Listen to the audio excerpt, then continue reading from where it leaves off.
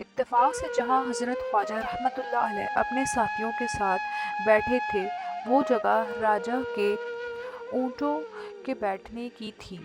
چرواہوں نے آپ رحمۃ اللہ علیہ سے کہا، اٹھو بابا، اونٹوں کے بیٹھنے کی جگہ خالی کرو۔ آپ رحمۃ اللہ علیہ نے فرمایا، اتنا میدان پڑا ہے، اونٹ تو کہیں بھی بیٹھ جائیں گے، کیونکہ مسافروں کو تنگ کرتے ہو۔ وہ نہ مانے اور مسلسل اصرار کرتے رہے کہ اونٹ اسی جگہ بیٹھیں گے۔ آخر انہوں نے بہت بدتمیزی سے کہا، یہ راجہ کے اونٹوں کے بیٹھنے کی جگہ ہے اور ادھر راجہ کے اونٹ ہی بیٹھیں گے، تم لوگ کہیں اور ڈیرا لگاؤ۔ آخر آپ رحمۃ اللہ علیہ نے اٹھتے ہوئے حضرت قطب سے فرمایا، اٹھو قطب الدین، یہ کہہ رہے ہیں